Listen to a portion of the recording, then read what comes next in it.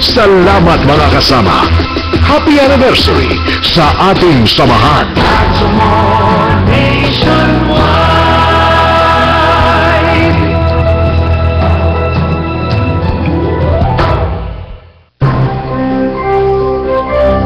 Ito ang DXDR 981 sa Dipolog numero 1. Tatak RMN.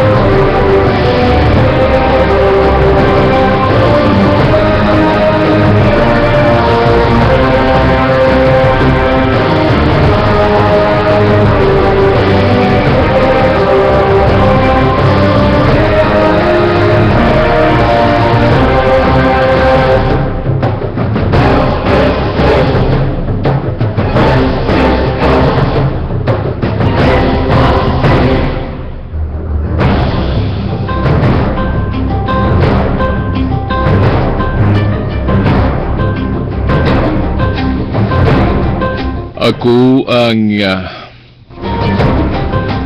mabuting pastol. Ako nga ang mabuting pastol. Kung paanong kilala ako ng Ama at siya'y kilala ko, gayon din naman kilala ko ang aking mga tupa at ako nama'y kilala nila. At iniaalay ko ang aking buhay para sa aking mga tupa. Mayroon akong iba pang mga tupa na wala pa sa kulungang ito. Kinakailangang sila'y ipasok ko rin at papakinggan naman nila ang aking tinig. Sa gayon, magiging isa na lamang ang kawan at isa ang pastol. Sa ngalan ng Ama, ng Anak at ng Espiritu Santo. Amen. Mga kasama, mga kapatid, mga magkulang, avid listeners of this program, ang palatuntunang pinamagatang ang liwanag sa pananampalatayang Katoliko, sumahimpapawid na naman dito sa RMN Dipolog.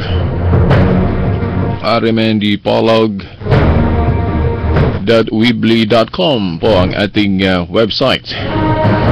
O makita at mapakinggan sa website na yan, no, mga kaibigan at mga kapatid. rmndpolog.weebly.com. Sa AM band sa ating mga radyo, okay, as usual, 98.1, no? I'm sorry, no? 981 sa ating mga radyo, no, sa AM band. At ikinagalak po natin ngayon na ibalita sa inyo na ang ating FM band sa RMN Dipolog, ang 94.1 FM. Okay, on the air na naman mga kaibigan na mga kapatid. So mapakinggan tayo sa dalawang band sa RMN Dipolog, sa AM band at FM band mga kaibigan at mga kapatid. So ating ulitin sa AM 981 sa ating mga radyo, at saka sa FM 94.1 mga kaibigan at mga kapatid at mga magulang. So mapakinggan tayo sa dalawang band sa ating mga radio mga kaibigan at mga kapatid. At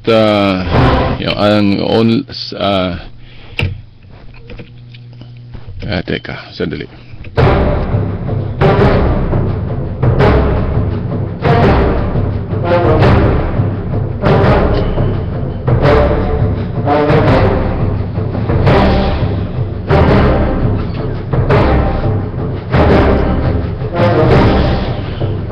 Okay mga kaibigan, mga kapatid, ang pizza po natin ngayon, ika-6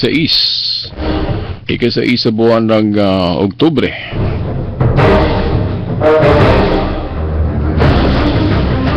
Okay, nasa taong 2013 pa rin tayo ng mga kaibigan at mga kapatid.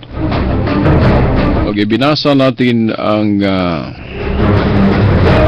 Aklat ng Juan sa Kapitulo 10, versikulo 14 hanggang 16 ng mga kaibigan at mga kapatid, na nagsasabi sa pagkamabuting pastol ng ating Panginoong Jesucristo.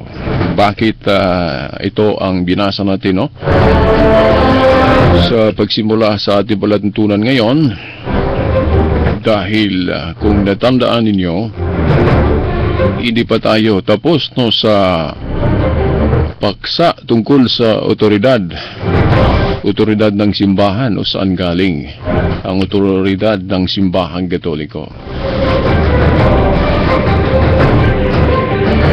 Dahil pag sinabing isang pastol sa isang kawan ng ating Panginoong Jesucristo, ay hindi natin magawang iwasan ang pag-iisip na kailangang may isang supremo, kailangang may isang leader o pangulo sa isang kawan. Hindi naman natin maiwasan na kapag ang pag-usapan natin tungkol sa iglesia o tunay na iglesia na natatag ng ating Panginoong Jesucristo, hindi natin maiwasan ang ma-remind sa ating lahat. Dahil ang dami kasing mga iglesia, ang dami kasing mga religion ngayon sa ating mundo. Pero kailangan ating uulit-ulitin ang pagsasabi ng isang katotohanan na parang binaliwala sa karamihan ngayon sa ating mundo.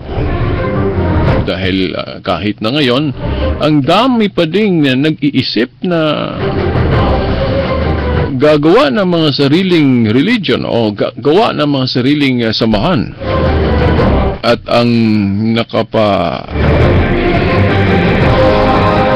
sabihin natin hindi maganda, dahil ang mga pangalan na ginamit nila sa pagtatag, sa pagtayo ng sarili nilang mga samahan, yung mga pangalang mababasa sa loob ng Biblia.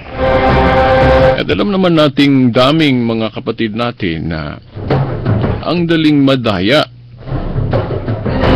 ng dahil lang sa pangalan. Dahil mababasa sa loob ng Biblia ang pangalan, daming madaya na sa pag-anib sa mga samahang ito dahil mabasa sa loob ng Biblia ang pangalan o katawagan ng kanilang samahan o ng kanilang iglesia.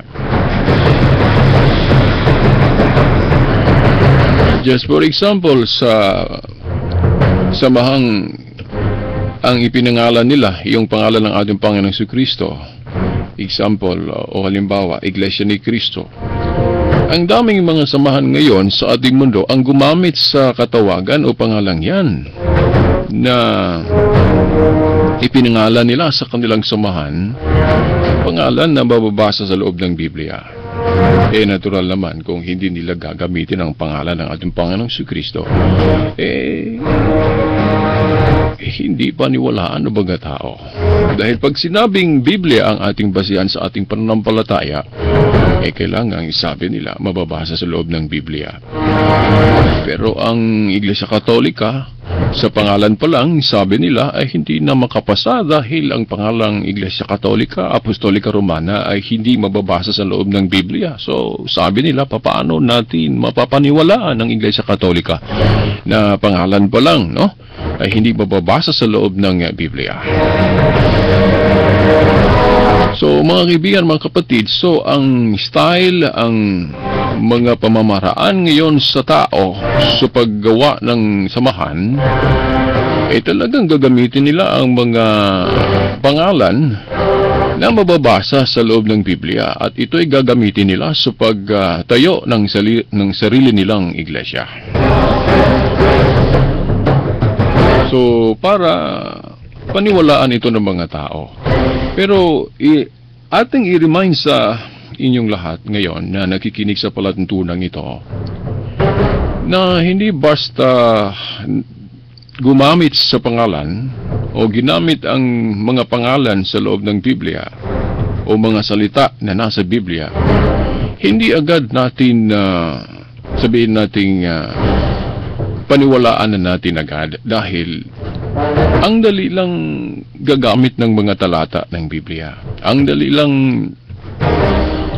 ang paghanap ng mga verses o mga talata sa loob ng Biblia at ito ay gagamitin natin, no, sa ating pagtuturo sa mga tao. O mga kaibigan at mga kapatid, kahit na ako, no, si Veritas, pwede akong gagawa ng samahan dahil pwede naman yan, no? Dahil ang ating gobyerno ay hindi naman tayo pinagbawalan na magpa-register o magpa-rehistro sa bagong religion na maisip natin kung gusto natin, di ba?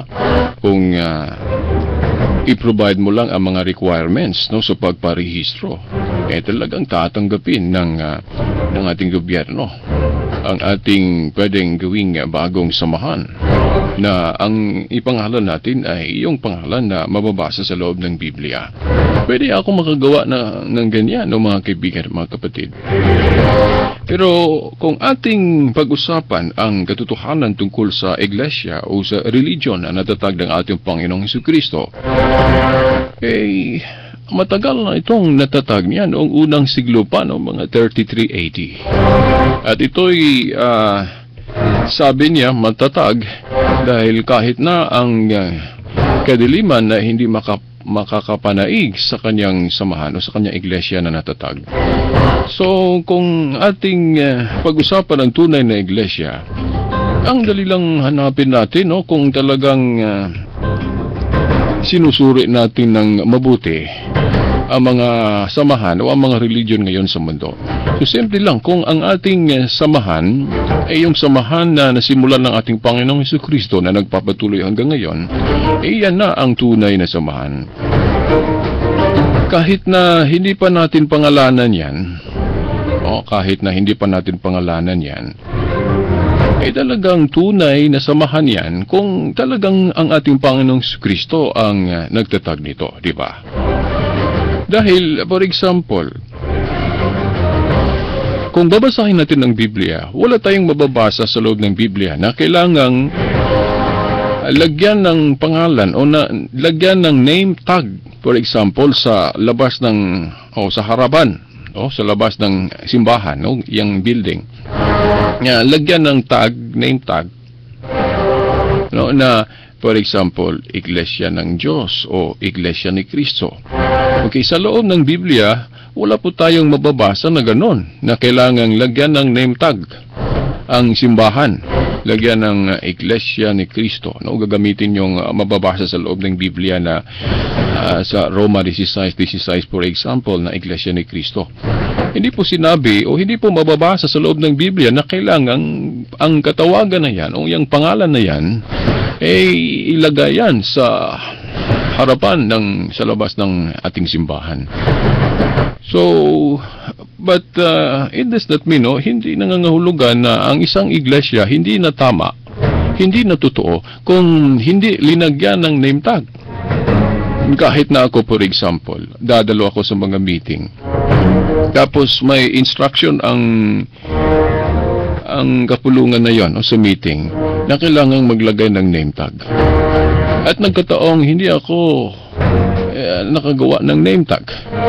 At sa pagpasok ko, hindi ibig sabihin na nawala na ang pangalan ko nang dahil hindi ako nagdadala o gumawa ng name tag na nagsilbing identifying marko sa loob ng kapulungan o isang meeting. So, hindi ibig sabihin na hindi na ako, for example, si Silbert kung hindi ako naglagay ng name tag. Ganun din ang tunay na samahan ng ating Panginoong Jesucristo. Kung nakadaan kayo sa ating cathedral dito sa Dipolog, siguro hindi natin mababasa sa labas na ito ay Iglesia ni Cristo or Iglesia Katolika. Maliban na lang sa ilang mga simbahang Katoliko na linagyan nila ng name tag o parang identifying ba na mababasa na ito ang Iglesia Katolika. Pero ang daming mga simbahang Katoliko na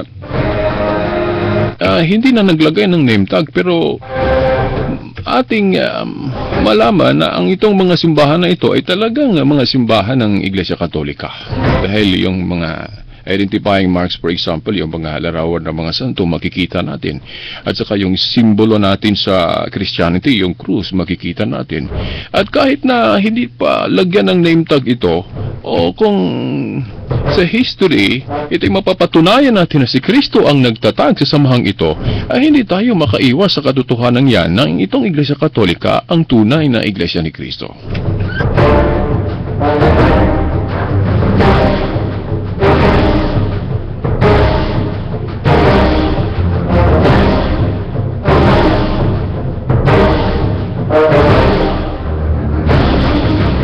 Okay, mga kaibigan at mga kapatid, yung mga objection, for example, nila na kanilang gagamitin ang Roma 16:16, for example, sabi nila, no, sa ating mga kapatid na mga ministro ng Iglesia ni Cristo, sabi nila, ang tunay daw na samahan ng ating Panginoong Jesucristo ay yung samahan na ginamit na katawagan o ginamit ang pangalan ng ating Henoong Jesucristo sa pagbigay name tag sa samahang ito. So, kailangan tawagin sa pangalan ng ating Panginoong Jesucristo.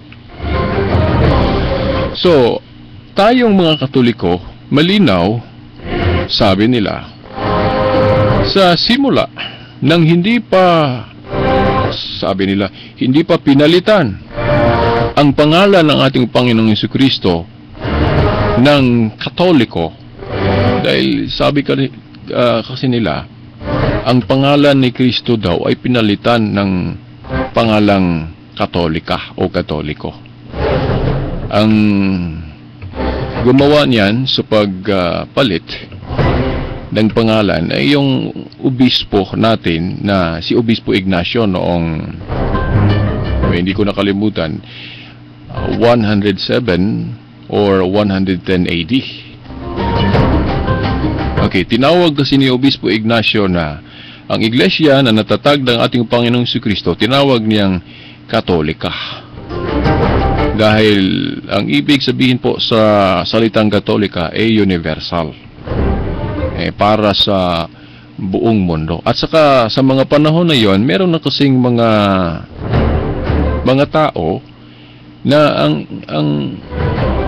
ang kanilang paniwala ay parang gusto silang magsasarili. For example, humiwalay sila sa samahan na original na natatag ng ating Panginoong Jesucristo, shall we say, yung grupo ng mga apostol noon, dahil sa kanilang pag-interpret sa mga salita ng Diyos, ay parang makagawa sila ng bagong interpretasyon na sasalungat sa interpretasyon sa grupo ng mga apostol. So, gusto nilang mag-insist na sila ang tama. Kaya, gusto silang humiwalay at sasabihin nilang ito ang tunay na Christianity. Tapos, yung grupo ng mga apostol, bakit ganito ang nangyayari? Ay, hindi naman natin, sa katotohanan kasi, hindi natin matanggihan na may hula na talagang mangyayari ang ganyang mga senaryo o mga pangyayari, no, mga kaibigan, mga kapatid. Dahil sa hula po, talagang merong mga tao ang humiwalay at magtatag ng sarili nilang mga samahan. Kaya, yung mga, halimbawa, yung isa sa mga naging obispo sa panahong yon ay si Obispo Ignacio. Sa ating pagbasa ng history, isang martir na Kristiyano. No, the third bishop, ikatatlong obispo doon sa Antioch, no? Iglesia ng Antioch noon, no, mga kaibigan ng mga kapatid. Siya ang unang gumamit sa pangalang yan. Ginamit niya sa pagtawag sa iglesia na tunay na natatag ng ating Panginoon Jesucristo. Ang logic po natin yan, dahil ang iglesia na natatag ng ating Panginoon Jesucristo, yun ang pinangalanan o tinawag ni Obispo Ignacio na Katolika. Therefore, hindi po magkaiba ang tunay na Iglesia ni Cristo at Iglesia Katolika. Iisa lang. Simple logic lang, simple reasoning lang, mga kaibigan, mga kapatid, na tayo mga Katoliko, bakit magpadala pa tayo sa mga ministro ng Iglesia ni Cristo kung magtuturo sila, mangangaral sila sa radyo, sa telebisyon at sa kung saan man, no, sa mga debate, sa kanilang pangangaral ay parang gusto nilang ipaalam sa publiko o natin na tayo mga Katoliko lalabas sa ating pagkakatoliko dahil ang tunay na simbahan o samahan na natatag ng ating Panginoon Jesucristo ay Iglesia ni Cristo. Ang punto po natin dyan, bakit tayo mga Katoliko, mag-Iglesia ni Cristo pa tayo, na itong Katoliko, ito na ang tunay na Iglesia ni Cristo na tinawag lang sa ibang katawagan sa kanyang descriptive name na Katolika, ibig sabihin universal, dahil isa yan sa mark, isa yan sa yung sinabi nating descriptive name ng simbahan.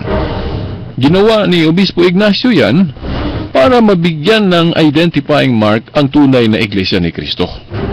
Dahil ang Iglesia ni Cristo kasing tunay, ang isa sa katangian nito ay yung pagka-universal. Sabi kasi ng ating Panginoong Jesucristo na gawing disciples ang lahat ng mga tao sa mundo. Kung pwede, 'di ba? 'Yun ang instruction ng ating Panginoon Jesucristo na go and preach the whole world. Ibig sabihin, gusto niyang masakop ang buong sanlibutan sa kanyang samahan o ng kanyang iglesia. So, naisip ito ni Obispo Ignacio sa panahon niya at hindi lang siya ang nag-isip. Meron pang mga kasama niya na ganon din ang pag-iisip, pero sa nabasa natin sa history, siya ang na-recognize na unang gumamit sa katawagan na yan, Katolika. Descriptive name yan, ginamit niya yan sa pag-identify, sa pagtawag sa Iglesia ni Cristo. O sa iglesia ng tatag ng ating Panginoong Jesucristo. So, hindi po magkaiba ang Iglesia ni Cristo at Iglesia Katolika. Dahil ang tinawag ni Obispo Ignacio na Katolika ay yun namang isang iglesia ng tatag ng ating Panginoong Jesucristo. Halimbawa, kung hindi pa ninyo alam ang argumento natin ito, makinig kayong mabuti. Dahil ito ang ginamit nating argumento na ang daming mga nakaharap nating mga hindi Katoliko ang nagsasabi na ayan ba veritas? Totoo nga, no? Bakit pa kayong mga Katoliko, mag-Iglesia ni Cristo pa kayo, na yung Iglesia ni Cristo sa Biblia ay yun naman ang Iglesia Katolika. Ibig sabihin, isa lang ang Iglesia ni Cristo sa Biblia at Iglesia Katolika. O mga kaibigan, mga kapatid, katulad sa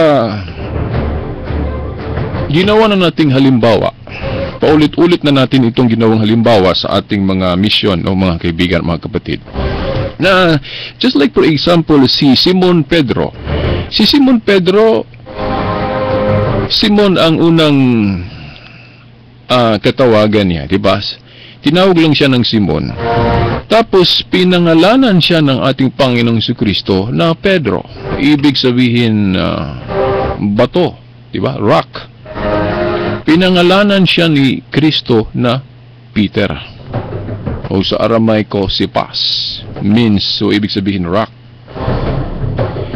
Nang dahil ba tinawag siya ng ating Panginoong Jesucristo sa ibang katawagan, no, Pedro, ibig ba sabihin na yung Simon na pinangalan ng Pedro ay dalawang magkaibang tao? O iisa lang si Simon at Pedro? So ang tamang sagot po yan, iisa lang si Simon at Pedro dahil ang pinangalanan na Pedro ay yun naman din, no? si Simon. So hindi magkaiba si Simon at Pedro.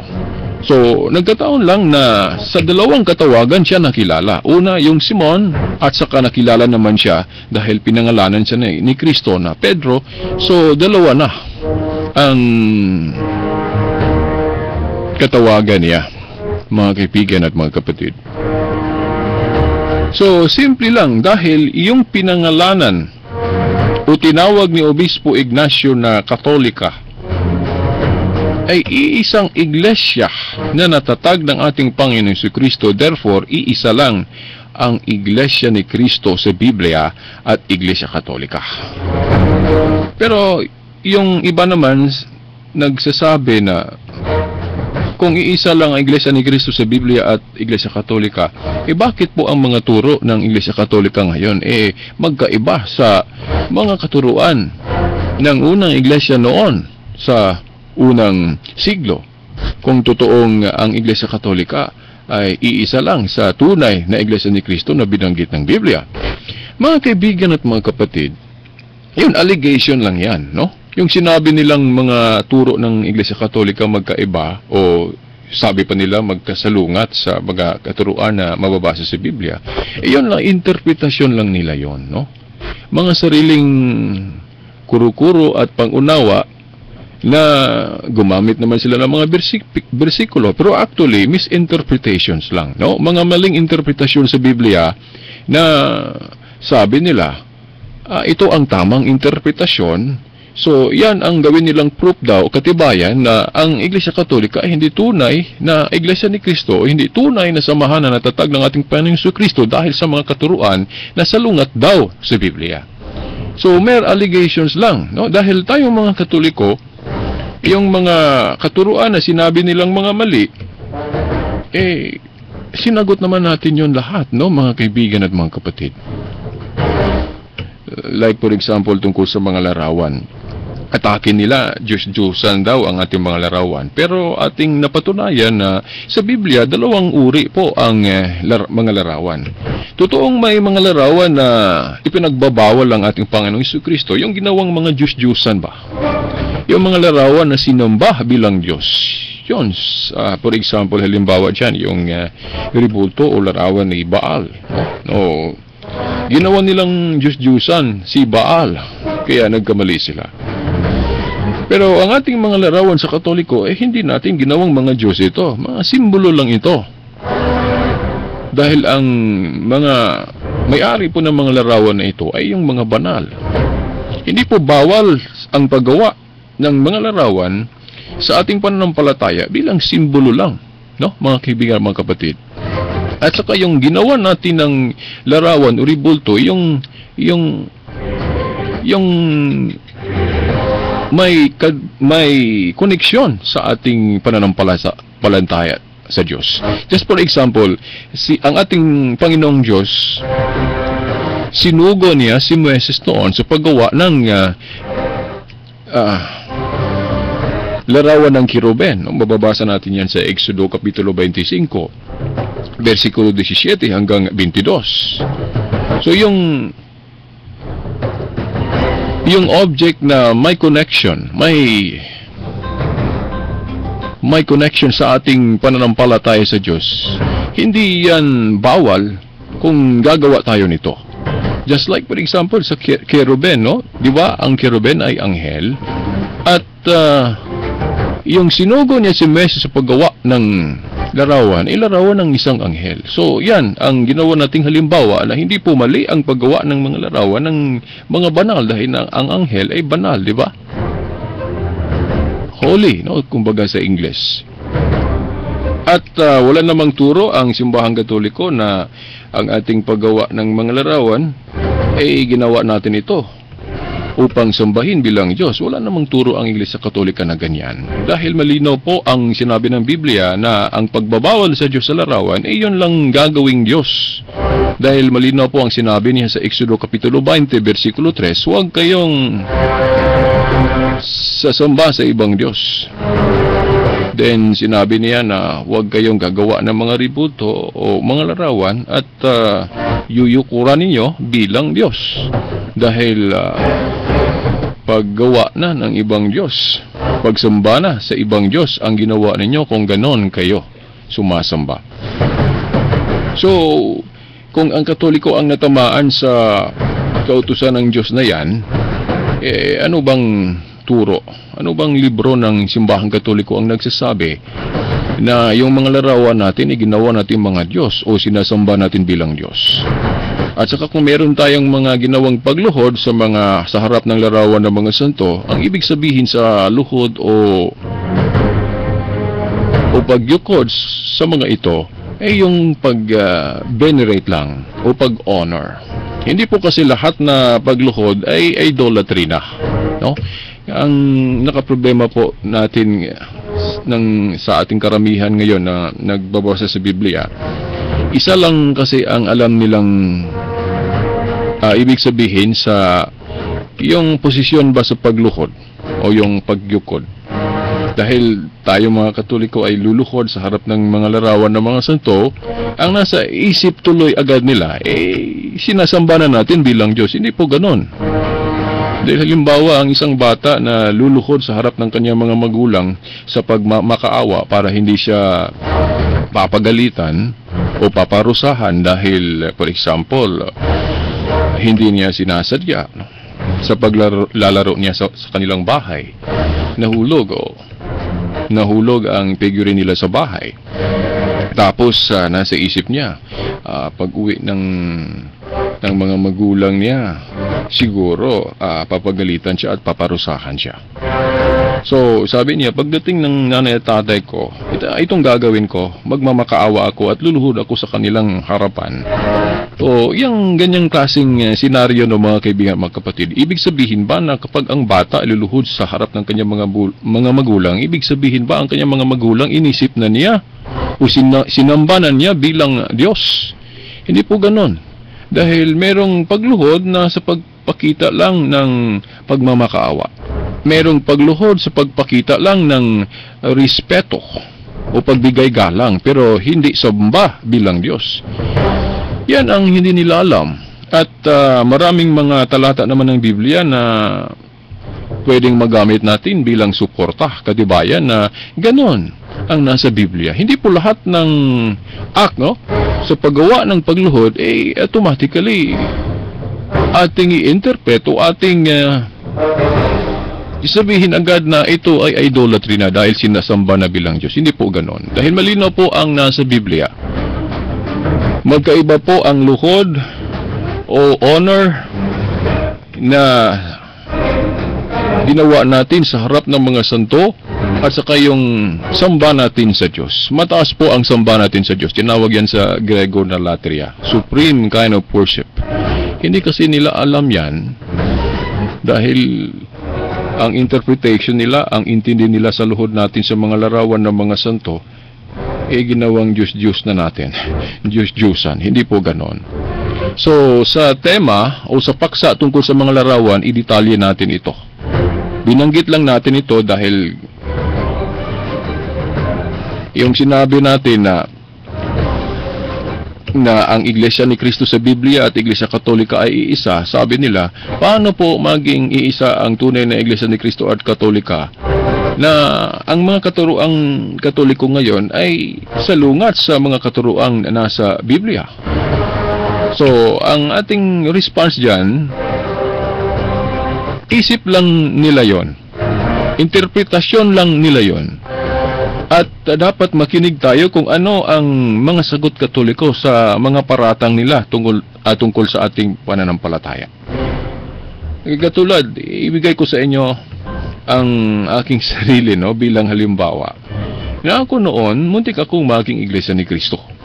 Muntik din akong maging Iglesia ng Diyos, yung kay Herbert Armstrong na may plain truth.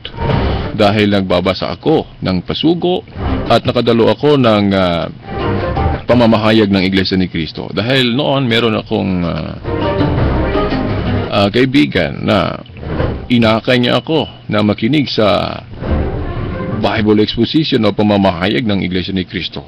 At noon, nang hindi ko pa alam ang mga sagot Katoliko tungkol sa mga atake o sa mga pananampalatayang Katoliko na hindi nila naunawaan, hindi ko pa alam kung ano ang mga sagot Katoliko dahil wala pang Katoliko ang parang naging kasangkapan na maliwanagan ako. So, muntik ako noon na aanib sa samahan ng mga Iglesia ni Cristo. At hindi lang natuloy dahil kinumpara ko ang nalalaman ko din sa Worldwide Church of God ni Herbert Armstrong na pareho dyan na ang mga pangalan ng kanilang mga samahan ay nandyan sa Biblia, di ba? Dahil yung Iglesia ni Cristo mababasa sa loob ng Biblia yan, di ba? Ang katawagan na yan. Yung Iglesia ng Diyos naman mababasa din sa loob ng Biblia, ang katawagan na yan. So parehong mababasa sa loob ng Biblia ang pangalan ng kanilang mga samahan. Kaya muntik akong nadala. Hindi lang natuloy ako sa Iglesia ni Cristo dahil kinumpara ko sa Iglesia ng Diyos ni Herbert Armstrong, parang mas gusto ko ang interpretation sa Iglesia ng Diyos. So, hindi natuloy ang pag-anib ko sa Iglesia ni Cristo.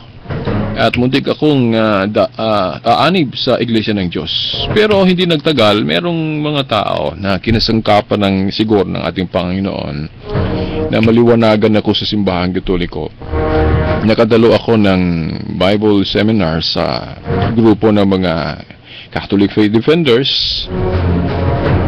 At sa pagdalo ko, yung mga nalaman ko sa ibang religion, halimbawa tungkol sa larawan o atake sa larawan, nasagot ng mga Katoliko sa seminar na yon. At sabi ko sa sarili ko, meron palang paliwanag, meron palang sagot ang Katoliko dito. Mga 3 tanong lang yon na nalalaman ko sa ibang religion na nasagot at katanggap ko ang mga paliwanag nila. Yung tungkol sa larawan, tungkol sa purgatorio, na kahit na hindi mababasa ang purgatorio, no, letra por letra sa loob ng Biblia, pero nasagot nila sa pagsasabi na totoong hindi mababasa ang salitang purgatorio, pero ang ibig sabihin sa salitang purgatorio ay nandyan sa Biblia. Yung matanggap mo ang salvation, pero dadaan ka pa ng purifying fire. Yung sa 1 Corinthians 3:15. No, sa paksa tungkol sa purgatory, ating italaka ito ng mabuti, no, mga kaibigan, mga kapatid. No, hindi mababasa ang terminology, but ang essence nandyan sa Biblia. Kaya naniniwala ako sa purgatory ngayon, hindi dahil mababasa ang salitang purgatorio sa loob ng Biblia, kundi nang dahil sa essence sa doktrina na yan, na nandyan sa Biblia. Yung makamtan natin ang salvation o makapunta tayo sa langit, pero idaan muna tayo sa purifying fire na tinawag natin na purgatory. Dahil sa langit kasi walang makapunta doon na kahit na may maliit na spots yung mga kasalanan. No, mga kaibigan, mga kapatid, lahat ng makapunta ng langit, purified na. Wala ng mga mansa, mga kaibigan at mga kapatid. So, ang essence lang na purifying fire o anong uring purification yan, hindi natin masisiguro. But purification, that is very, very sure. Sure tayo na purifying yan. Yung sa 1 Corinthians 3:15, katulad for example sa salitang Trinity. Merong mga born again, merong mga Kristiyano na naniniwala sa Biblia at naniniwala din sa doktrina nating Katoliko tungkol sa Trinity.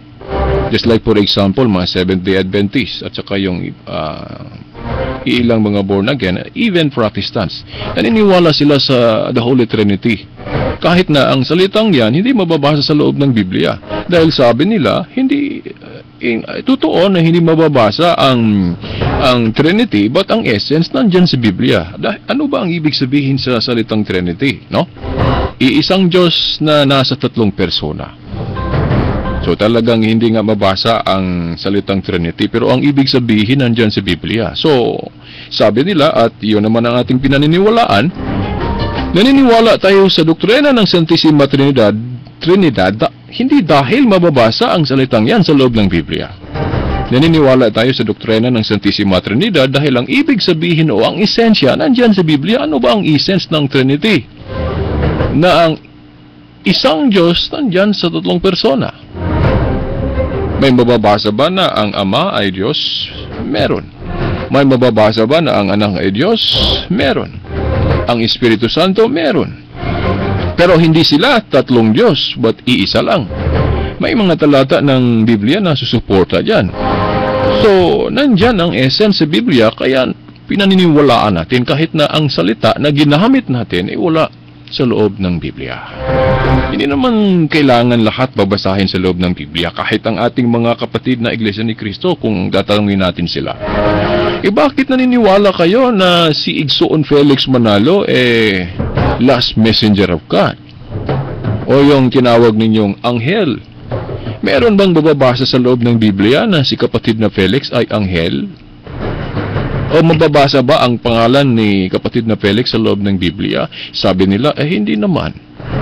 Hindi naman mababasa ang pangalan ni kapatid na Felix sa loob ng Biblia na siya ay isang anghel at sugo ng Diyos. Pero implicitly daw, siya daw ang katuparan sa hula.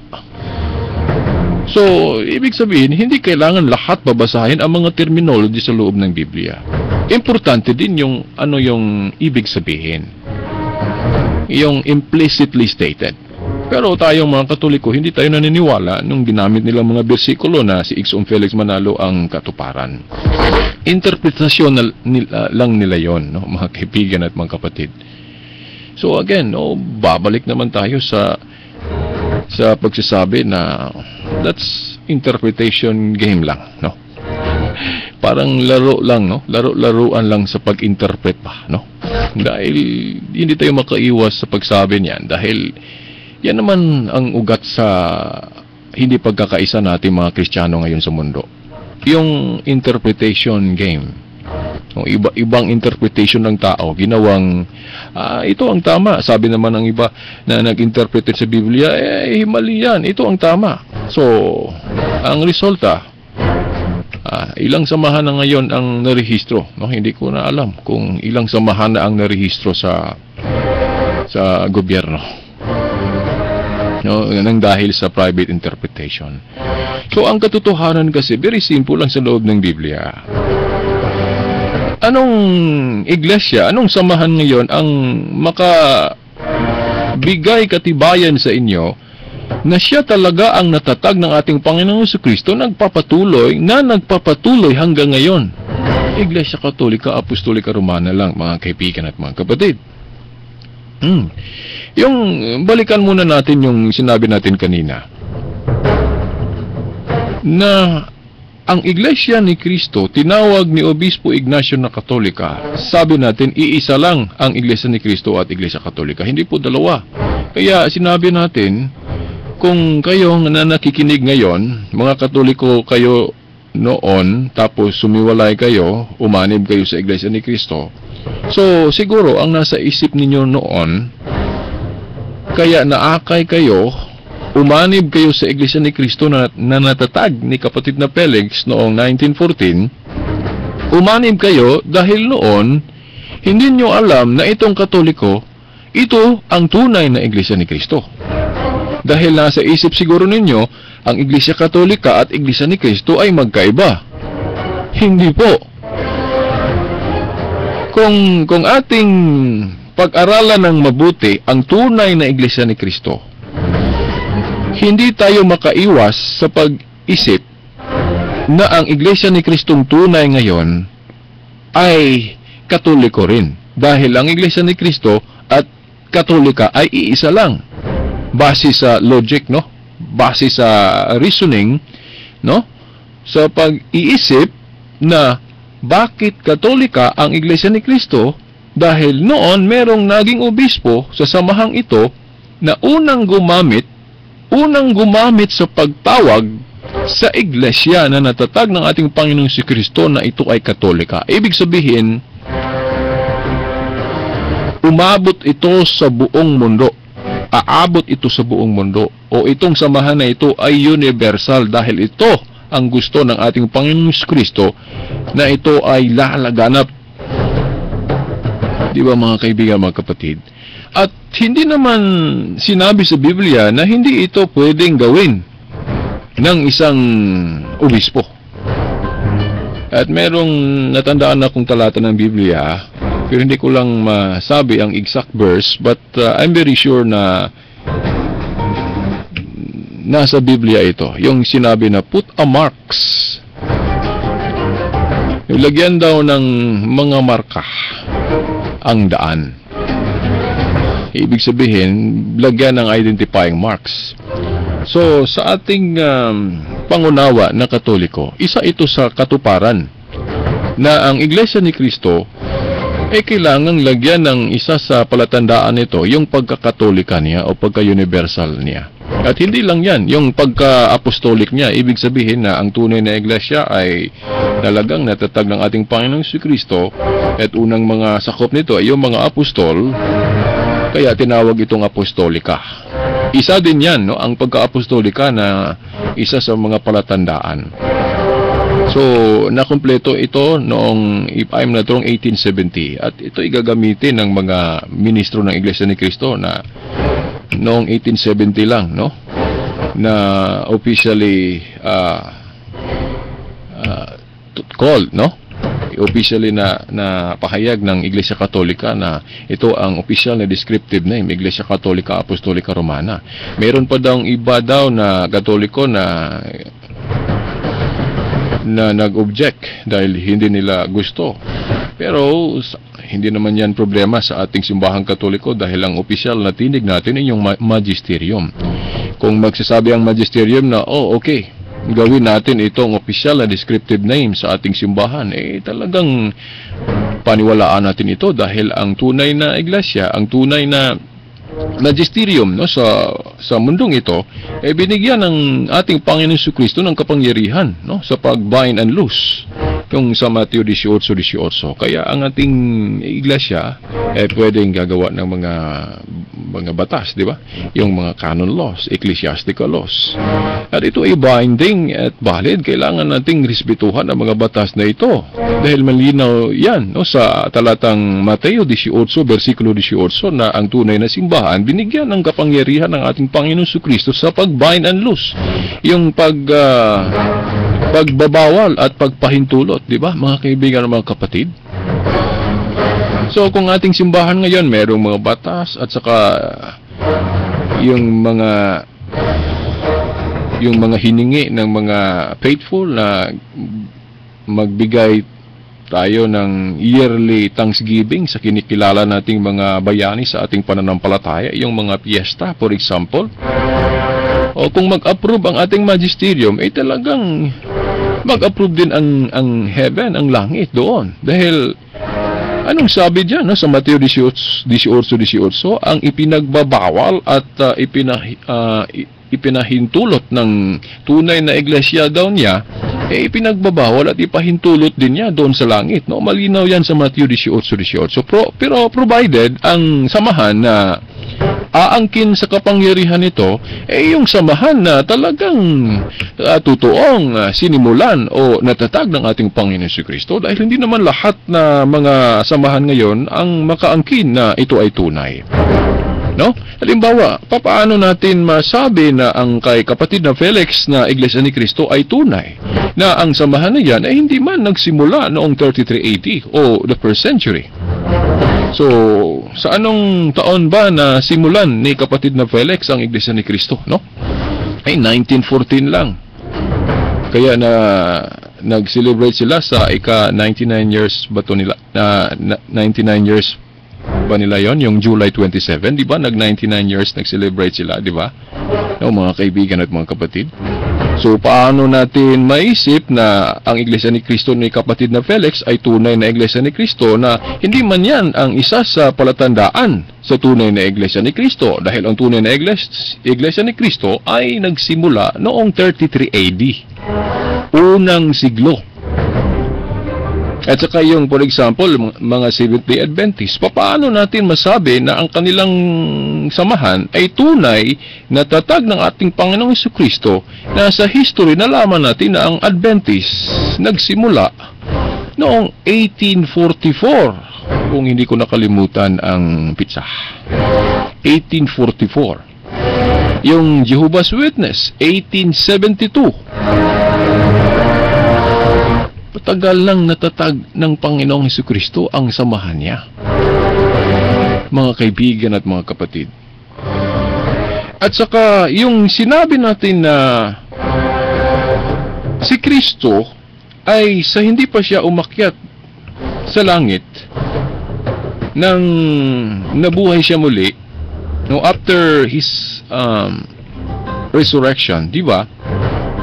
May pinili siyang tao na ginawa niyang vicar niya o representative niya. Yun ay si Pedro. Dahil ang kanyang samahan kasi, pwedeng tawagin itong kingdom o kaharian, yung sa Mateo 16:18.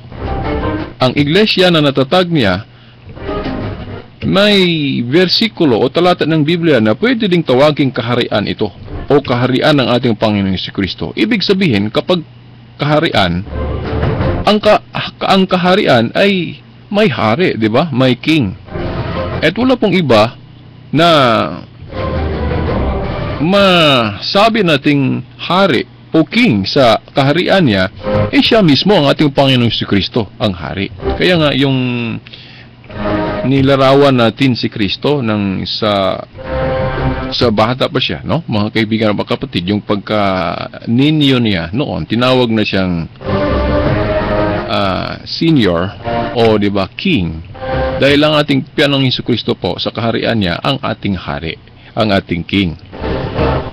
Dahil king siya, kaharian kasi dapat isipin natin sino ang ginawa niyang prime minister sa kaniyang kaharian. Malinaw naman sa Biblia, si Saint Peter naman ang ginawa niyang prime minister. Di ba yung sa Mateo 16:19 na sinabi niya kay Pedro, Pedro, sa ibabaw ng batong ito, itatayo ko ang aking kaharian o iglesia, na kahit na ang kadiliman na hindi makakapanaig sa iglesyang ito. At ibigay ko sa inyo ang mga susi ng kaharian. At sino mang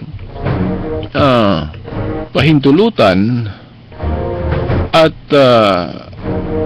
kung ano ang ipagbabawal mo, ay pahintulutan at ipagbabawal din ko sa langit. So binigyan siya ng kapangyarihan.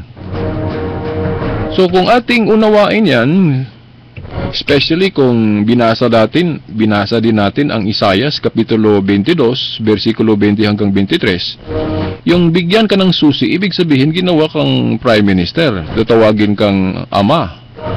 Basahin niyo ang Isaias 22, 20 hanggang 23. Yun ang mga halimbawa sa mga talata na ang bigyan ng keys of the kingdom, o susi ng kaharian, ginawa kang prime minister. Yung noon kasi sa Kingdom of David, may naging may naging successor si David as king, yung si, if I'm not wrong, si Hezekiah, no? King Hezekiah. At during the time of King Hezekiah, no? Yung naging successor sa kaharian ni David noon, meron siyang naging prime minister na nagngangalang si Shebna. At si Shebna, isang wicked prime minister, at ito ang halimbawa naman natin na kung meron tayong mga prime minister sa ating simbahan ngayon o mga popes na naging bad example, hindi yan bagong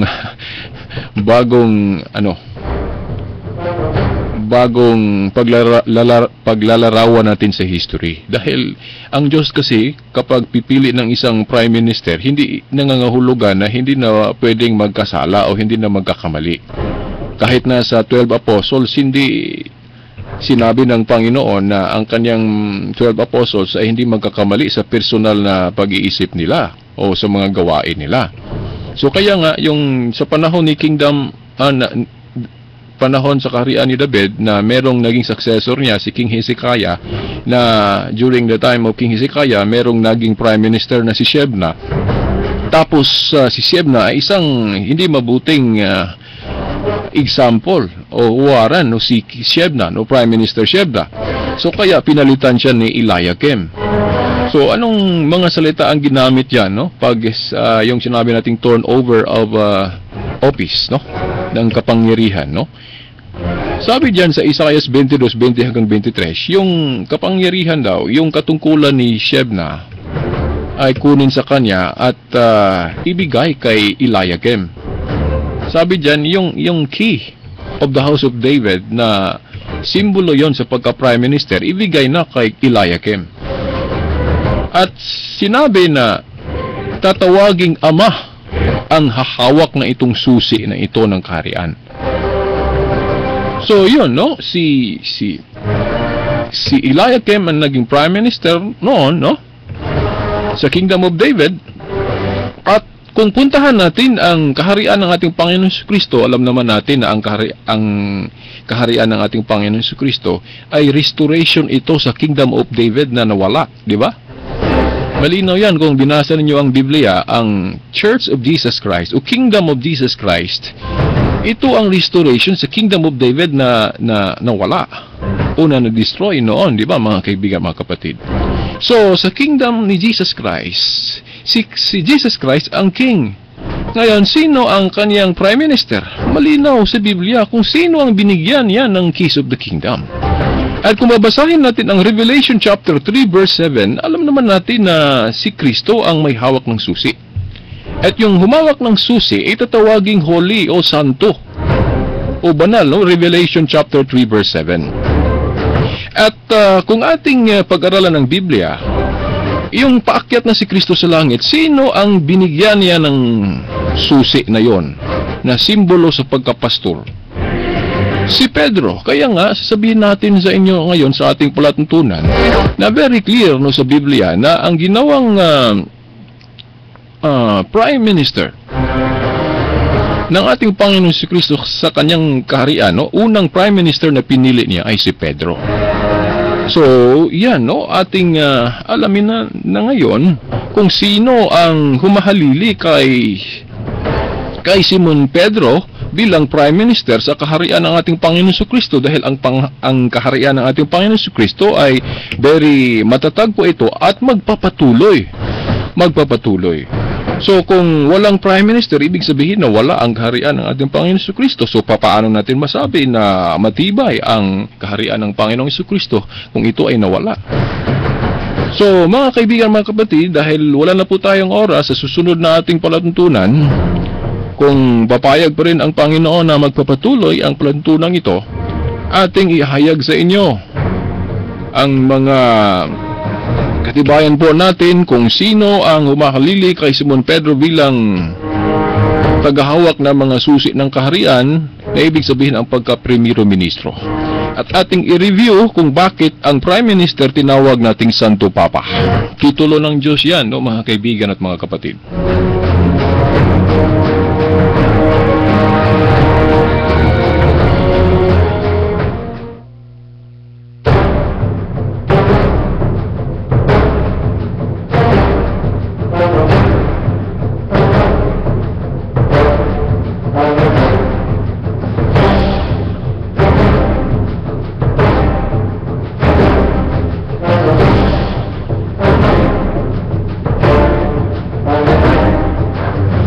Okay, mga kaibigan, mga kapatid, dahil wala na po tayong oras. Okay, sa pangalan na lang na ating mahal na ina, mahal na Birhen Maria, sa mga church officials natin, mga kaparian at ating mga obispo, ito na lang ang inyong lingkod sa palatuntunang ang liwanag sa pananampalatayang Katoliko, ang kapatid na Shelbert Dondoyano Sr. alias Veritas. Kasama ang aking mga kaibigan, mga kapatid sa technical side, Danny Luda Taxilumba. Hanggang sa susunod na linggo, sa ngalan ng Ama, ng Anak at ng Espiritu Santo. Amen. Happy Fiesta, no? Bukas ng Dipolog.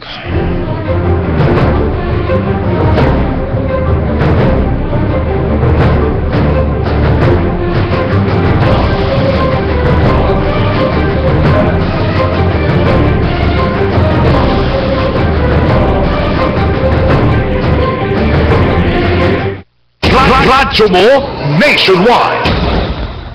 Tay, tadunan ako ning atong ani sa sentro. Ay, pagamping anak. Nakakaon na ba ka? Okay na, tay? Uy, layo pa biyang sentro. May pahimong sakyanan, kargado ko umay. Ay, ikaw, taas pa biyang adlaw. Kauno sa Oh, nga Skyflakes. Skyflakes. Solid mo panghupay gutom para mahumani mo ang tibuok adlaw. Tay, tungagin ang Skyflakes para sa akong pagbalik. Taas pa kayo ang adlaw. Mag-Skyflakes. Kasaligan. Para sa mga hindi nauubos ng trabaho, sa mga 3 oras kong magpagwapo, sa lahat ng may bagong nakilala, sa mga gustong magpamis sa tropa, para sa mga laging rason ng traffic, at sa mga biglang nalipat sa night shift, sa mga bagong tata